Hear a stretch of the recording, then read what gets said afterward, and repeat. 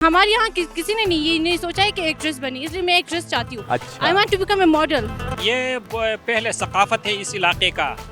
ये छोटे हो बड़े हो एक दूसरे को हाथ में बूसा देते हैं। अभी से शुरू होगा, ये 7 माह यहाँ पे बराबरी रहता है सर। यहाँ आज भी हम अपर चित्राल में हैं और खूबसूरत वादियों को एक्सप्लोर करने जा रहे हैं। मस्तूज, उसके बाद ब्रिप आएगा, उसके बाद यरखून और फिर हमारी कोशिश होगी कि ब्रागल तक जाएं। इस वक्त हम मौजूद हैं बोनी में, जो सदर मकाम है अपर चित्राल का, और खूबसूरत मनाजर भी आपको नज़र आ रहे हैं पतझड़ के इस दरिया के किनारे, और इंतहाई खूबसूरत वादियों को एक्सप्लोर करते हुए कोशिश होगी हमारी कि हम ब्रागल तक जाएं। और स्नोफॉल का भी आगाज़ अपर चित्राल में हो चुका है। जो ग्लेशियर नज़र आ रहे हैं, वो जो बुलंद व बाला चोटियाँ हैं, इस वक्त वहाँ पर बर्फ़ ऐसे वो ढकी हुई हमें नज़र आ रही हैं। तो अब हम चलते हैं यहाँ बोनी, जो सदर मकाम है अपर चित्राल का। यहाँ से पहला गांव आएगा मस्तूज, जहाँ से गलगित बल्तिस्तान यानी शंदूर की तरफ भी रास्ता जाता है, और एक रास्ता सीधा लेके जाता है आपको ब्रागल।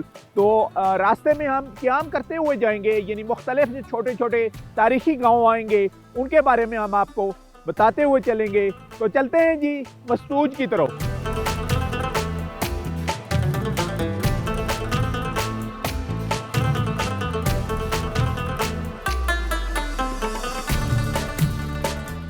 पहाड़ों का सफर की टीम ने इस मर्तबा कुदरती हुस्न से मालामाल अपर चित्राल को एक्सप्लोर करने के लिए अपने सफर का आगाज खूबसूरत वादी बोनी से किया, और तकरीबन 1 घंटे की मुसाफत के बाद यहाँ के मशहूर ज़माना टूरिस्ट जंक्शन पॉइंट मस्तूज पहुंची। मस्तूज को रियासत चित्राल के दौर में सदर मकाम और सूबे का दर्जा हासिल था। मस्तूज तारीखी अहमियत का इलाका है। कहा जाता है कि वस्ती एशिया की रियासतों से पैदल आने वाले अक्सर व बेशतर काफिले मस्तूज क़यामो ताम किया करते थे। मस्तूज में लगे चनारों के बुलंदो बाला दरख्त पूरी वादी को 4 चांद लगाते दिखाई देते हैं। मस्तूज से मुख्तलिफ रास्ते निकलते हैं, इसलिए इसे गेटवे का दर्जा भी हासिल है।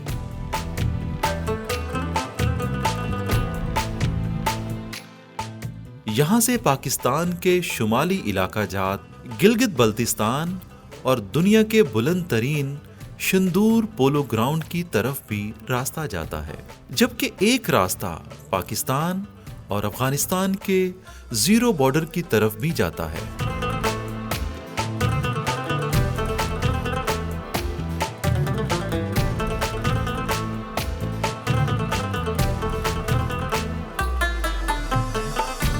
बोनी से सुबह हमने अपने सफ़र का आगाज़ किया था, और तकरीबन 1 घंटे की ऑफ रोड ट्रैक के बाद, ड्राइव के बाद, हम मस्तूज में दाखिल हुए हैं यहाँ पर। और ये एक पुराने ज़माने से एक जंक्शन पॉइंट है, यानी मुख्तलिफ किस्म ये गलगित बल्तिस्तान से जो लोग आते थे या और इलाकों की तरफ से यहाँ पड़ाव करके उसके बाद मूव किया करते थे। मकामी लोग यहाँ इसी चौक के हमारे साथ मौजूद हैं, उनसे हम बात करेंगे। नाम बताइएगा जी। शाहिद मोहम्मद जान। बताइएगा ज़रा, मस्तूज किस वजह से मशहूर है यहाँ? मस्तूज इसलिए मशहूर है कि मस्तूज कदीम ज़माने से पहले जो मस्तूज चित्राल रियासत था, रियासत के वक़्त मस्तूज एक वो था, सूबा था। इससे में एक गवर्नर हुआ करता था, और मस्तूज जो है ना सेंट्रल एशिया के जो लोग आते थे, तुर्क वगैरह लोग आते थे, इधर ट्रेड करते थे। ये जो रास्ता हमारा जा रहे हैं, ये यारखून वैली से होते हुए, ब्रागल से होते हुए वखान पट्टी से आगे निकलते हैं और आगे वस्ती एशिया जाते हैं। और ये जो रोड आपको कैमरे में दिखाएगा, ये जो है शंदूर रोड है। मस्तूज में तो उसको हम शंदूर रोड कहते हैं। असल में ये जो जा रहे हैं चाइना से जाके मिल रहे हैं, गिलगित से होके हुए चाइना सुस्त बॉर्डर तक जा रहे हैं। इसलिए मस्तूज जो है, मस्तूज रियासत चित्राल के जो एक सूबा और कैपिटल होने के वास्ते ये बहुत ही अहम किरदार अदा कर रहे हैं।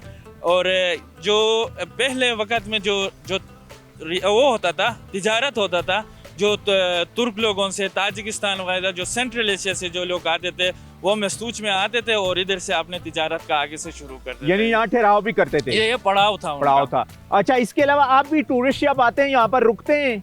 जी जी बिल्कुल रुकते हैं मस्तूज में।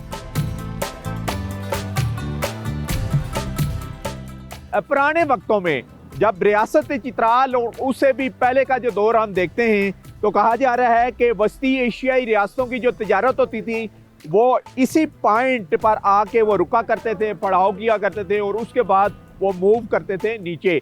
अभी हमारा सफ़र होगा यहाँ से जी थ्रू आउट ब्रॉगल वैली की तरफ से, और ये एक जंक्शन पॉइंट है, यानी राइट को सीधा आप शंदूर से होते हुए गिलगित बल्तिस्तान और चाइना बॉर्डर की तरफ भी जा सकते हैं, और लेफ़्ट को जो सीधा रोड जिसको अभी हमने अपनाना है और आगे जाना है हमने ब्रॉगल की तरफ। मौसम आलूद है और हमारी कोशिश होगी कि पहाड़ों के सफ़र में आपके लिए ये नए नए पॉइंट और ख़ास करके कुछ पॉइंट आगे तारीखी भी हैं जहां पर उस वक्त के वॉरियर के दरमियान में झड़पें भी हुई हैं, उसके बारे में भी बताएंगे।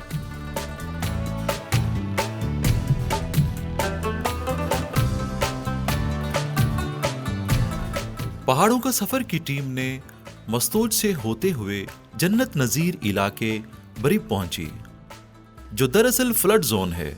यहाँ 2005 के बाद अक्सर व बेशतर सैलाब आते रहते हैं।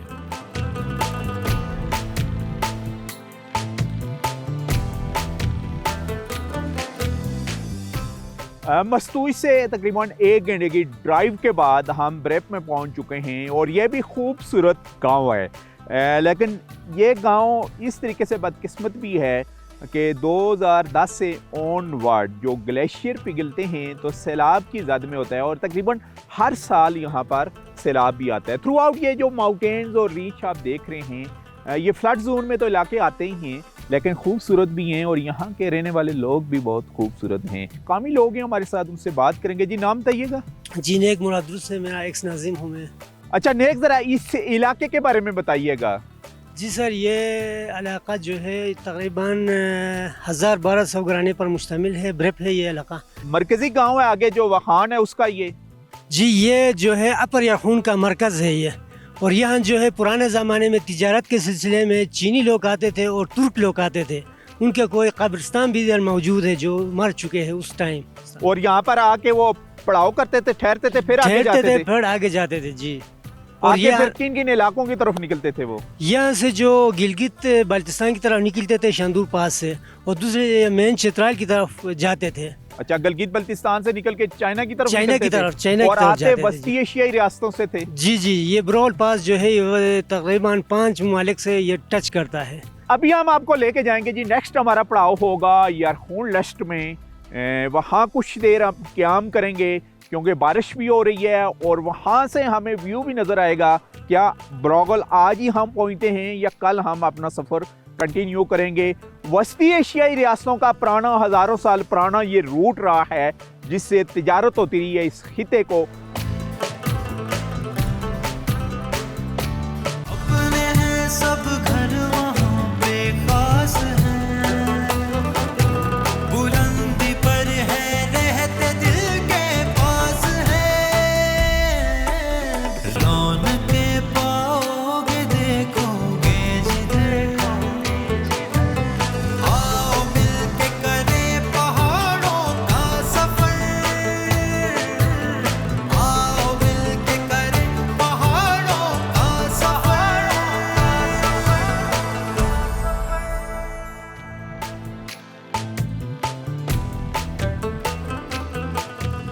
दोपू में हम पहुंचे हैं जी थ्रू आउट सफ़र करते हुए, और एक स्टूडेंट है फीमेल, जैसे कि पहले भी कहा है कि फ़ीमेल की खास करके बच्चियों की लिटरेसी रेट यहाँ पर बहुत अच्छी है और ख़ास करके इंस्टीट्यूट में बच्चियों के बहुत अच्छे हैं। एक बच्ची अभी स्कूल से वापस आई है, उससे हम बात करेंगे। नाम बताइएगा। अनलॉफिर। अनलॉफिर, कौन सी क्लास में पढ़ती हैं आप? मैं 10th क्लास में पढ़ती हूँ। 10th क्लास में? कौन से स्कूल में? गवर्नमेंट हाई स्कूल जुप्पू में। और आगे फ्यूचर के क्या प्लान है आपके? फ्यूचर के मेरे बहुत से प्लान हैं, क्या बताऊं? क्या क्या हैं, क्या बनना चाहेंगी आप बड़ी होके? मैंने आज तक अपनी ड्रीम्स को नहीं बताई है।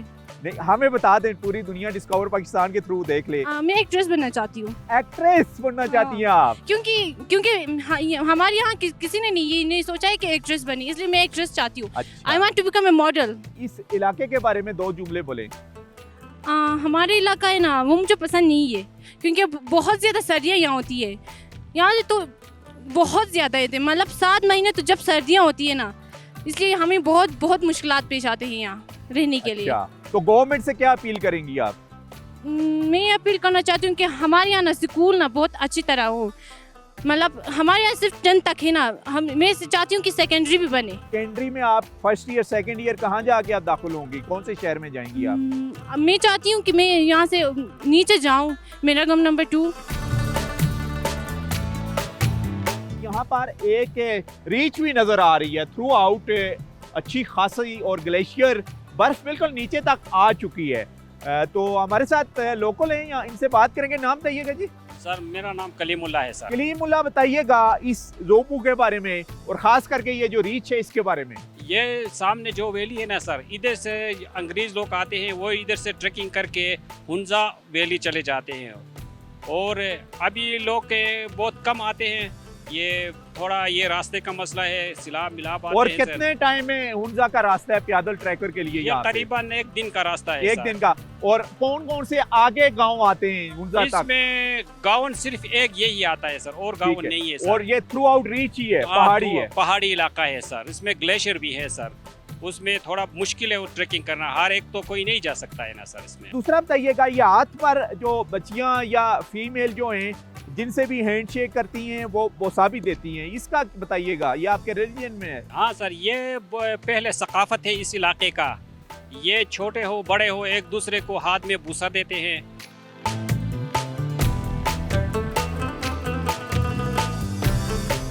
यहाँ वाक़े एक तारीखी अहमियत का दर्रा दरबंद आता है, जिसके बारे में मशहूर है कि जब रूसी जंगजुओं ने हमला किया था तो दरबंद के बहादुर मकामी कबाइल ने उन्हें इस वादी में घेर कर इबरतनाक शिकस्त से दोचार किया।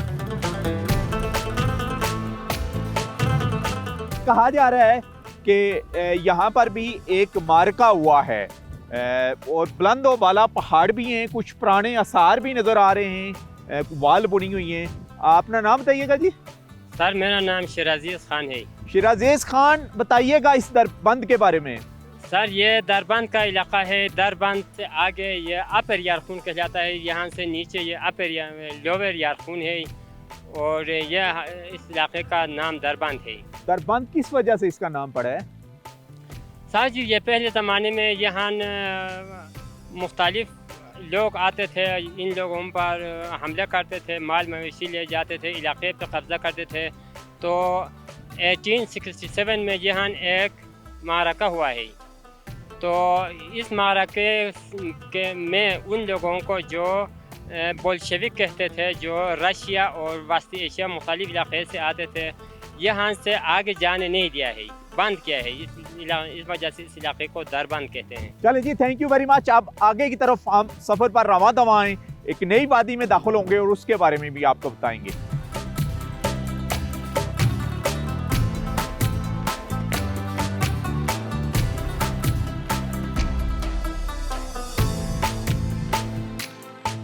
दरबंद के करीब ही वादी बरोगल का पहला गांव यखालश्त वाक़ है, जो फितरी हुस्न में अपनी मिसाल आप है। यखालश्त में नवंबर में ही बर्फबारी शुरू हो जाती है, जो मई के इख्तिताम तक जारी रहती है। यही वजह है कि यहाँ के मकीन तकरीबन 7 माह होने वाली बर्फबारी से कबल ज़रूरी इंतज़ामात कर लेते हैं। वादी बरोगल मुल्की व गैर मुल्की सयाहों, खुसूसन अमेरिका और यूरोप से आने वाले टूरिस्ट की ख़ास तवज्जो का मरकज़ है। मौसम सरमा में बर्फबारी के शौकीन सयाह, जबकि मौसम गर्मा में सयाहों की बड़ी तादाद यहाँ के दिलकश मौसम और दिलफरेब नज़ारों से लुत्फ़अंदोज़ होने के लिए यहाँ का रुख करती है।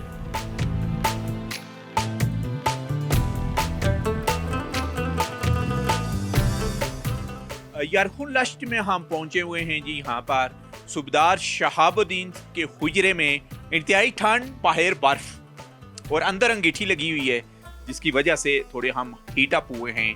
थ्रू आउट बोनी से सफ़र करते हुए तकरीबन रास्ते में, क्योंकि प्रोग्राम भी रिकॉर्ड करते हुए आए हम, तो 9 घंटे में हम यहाँ पर पहुँचे हैं। और यहाँ भी देसी खानों का अरेंज किया गया। और सूबेदार साहब सबसे पहले हमें बताइएगा आपने क्या कुछ तैयार किया है जी हमारे लिए? सर मैंने चावल बनाया है और बकरे का थोड़ा सा गोश्त बनाया है, आलू का चिप्स बनाया है और ट्रेडिशनल जो हमारा वो है छिड़ा शपीक। हम इसको शपीक आएंगे, लेकिन मुझे तो क्योंकि ठंड लग रही है तो मैं तो सबसे पहले लूंगा भाई छोटे बकरे की यखनी, इससे स्टार्ट करूंगा। ठीक है सर।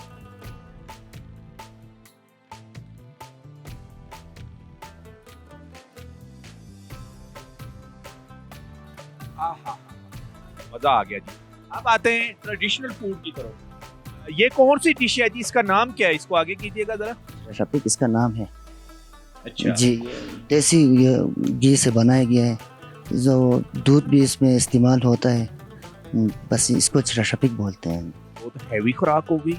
जी बिल्कुल सर। देसी घी, देसी दूध और देसी गंदम की रोटी। बिल्कुल सर। और बकरा भी है आपका अपना देसी बकरा? देसी बकरा है सर। वाह वाह वाह, क्या बात, वाह।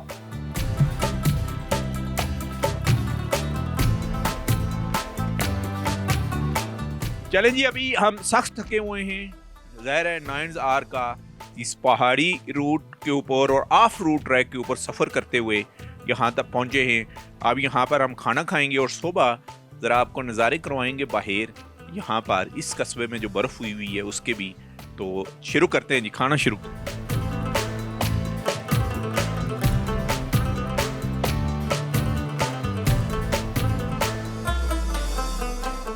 यारकून लास्ट यहाँ से आगाज़ होता है ब्रागोल वैली का, जो खूबसूरत इलाके हैं उनके मकामी लोग हमारे साथ मौजूद हैं। जी अपना नाम बताइएगा। मेरा नाम गुलनादिर खान है, हाजी गुलनादिर खान मेरा नाम है। जी जी। मैं इस इलाके का रिहायशी हूँ।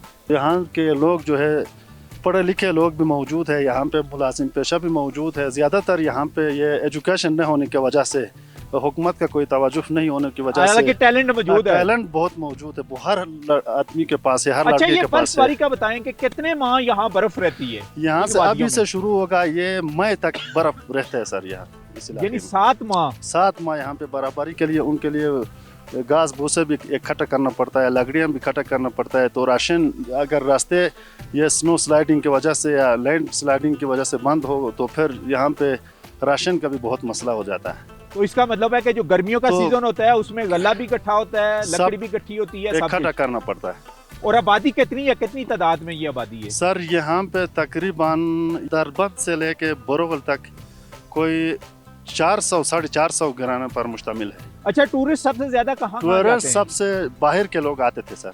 अच्छा, तो ये फ्रांस हो गया, जो ब्रिटानिया हो गया, फ्रांस हो गया, ऐसे बाहर के लोग, स्पेन वगैरह के लोग आते थे। तो यहाँ से लोगों को फ़ायदा भी बहुत मिलते थे। तो ये पोर्टर के तौर पर उनके साथ जाते थे। कुरुम्बर लेक, आगे चिलिंज पास, केटू, ये यहाँ पे जो हमारे इलाके को फ़ायदा पहुँचते थे। केटू का भी इधर से रास्ता जाता था? नहीं, केटू का भी यहाँ से जाता है सर। ये बोरोवल पास से, कुरुम्बर से लेके सुख्तराबाद, वहाँ से आगे चिलिंज को इस तरफ जाता है, ये राइट लेफ्ट साइड पे। वो चिलिंज पास करके फिर आगे जाते हैं। कितने घंटे का रास्ता पैदल होता था उस वक्त? ये सर लगभग 8 दिन का रास्ता होता है। 8 दिन का पैदल यहाँ से केटू में पहुँचने जी का। जी। और अभी भी फॉरेन टूरिस्ट आ रहे हैं? फॉरेन टूरिस्ट अभी बहुत कम है सर, पहले की निस्बत से बहुत कम है। डोमेस्टिक टूरिस्ट आते हैं और वो किन वो आते हैं, वो कुरुम्बर लेक से वापस चले जाते हैं। कुरुम्बर लेक। जी जी। टूरिस्ट को क्या मैसेज देंगे इन इलाकों के बारे में? टूरिस्ट को हम ये मैसेज देंगे कि सर ये हमारे वादियाँ बहुत खूबसूरत है। यहाँ पे सबसे बेहतरीन बात यह है कि हम पुरअमन लोग हैं। यहाँ पे डाका मारी नहीं है, चोरी नहीं है, दूसरा कोई ऐसे दहशतगर्द टेररिज्म वगैरह नहीं है।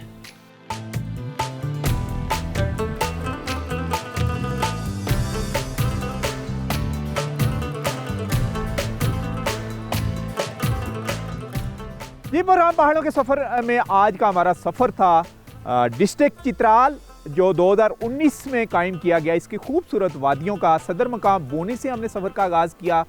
मस्तूज से होते हुए हम ब्रिप में दाखिल हुए, ब्रिप से दरबंद और दरबंद से होते हुए हम यखुलश्त में पहुँचे और यहाँ से ब्रागोल वैली का आगाज़ होता है। बहुत ही खूबसूरत वैली और इस वक्त बर्फ़ चोटियाँ आपको नज़र आ रही हैं। यानी रात को हमने क़याम किया, सुबह हमारी ख्वाहिश थी कि हम पाक अफगान बॉर्डर की तरफ जाएंगे, लेकिन रास्ते कंप्लीट तौर पर यहाँ से बंद हो चुके हैं। ये कदीमी एक ट्रेड रूट भी रहा है, यानी वस्ती एशियाई रियासतें अफ़गानिस्तान की तरफ से यहाँ पर और गिलगित बल्तिस्तान तक ट्रेड की गर्ज से भी उस वक्त के जो ट्रेडर्स थे आते रहे हैं। ऑफ रूट ट्रैक है, ज़्यादा जो टूरिस्ट हैं मौसम गर्मा में इन वादियों का रुख करते हैं, लेकिन हमने कहा क्योंकि अभी विंटर का आगाज़ हो चुका है तो विंटर में भी जाके इन वादियों को एक्सप्लोर करते हैं और बताते हैं कि मकामी लोगों की हालत ज़िंदगी क्या है। वो ये है कि तकरीबन 6 माह वो इस बर्फ़बारी में गुजारते हैं और ज़्यादातर मज़दूर पेशा यहाँ के अफराद हैं जो बड़े शहरों में जाके मजदूरी करते हैं। उसके बाद उससे राशन इकट्ठा होता है, लकड़ी इकट्ठी की जाती है, अपने माल मवेशी रखे हुए हैं और उन्हीं से ये गुजारा कर रहे होते हैं। जब इंफ्रास्ट्रक्चर की बात करते हैं तो एक आगा खान फाउंडेशन का इदारा है, उसने स्कूल्स में और क्लीन वाटर्स में डोर टू डोर तो वो तो सप्लाई किए हुए हैं, 5वीं तक स्कूल भी अच्छे हैं, लेकिन गवर्नमेंट की तरफ से जैसे कि हाई स्कूलों में टीचरों की कमी, हॉस्पिटल्स में मेडिसिन का ना होना, ये भी इंतहाई एक तशवीशनाक है। लेकिन ओवरऑल ये फ्लड जोन के ऊपर वादियाँ हैं थ्रू आउट, लेकिन हैं इंतहाई खूबसूरत। ज़्यादातर टूरिस्ट इस ब्रोगल वैली के जो मुख्तलिफ पॉइंट हैं उनका भी विज़िट करते हैं। इसी के साथ ही नसीर अब्बासी को इस खूबसूरत ब्रोगल की वादी जो अपर चित्राल में वाक़या है इजाज़त दीजिए।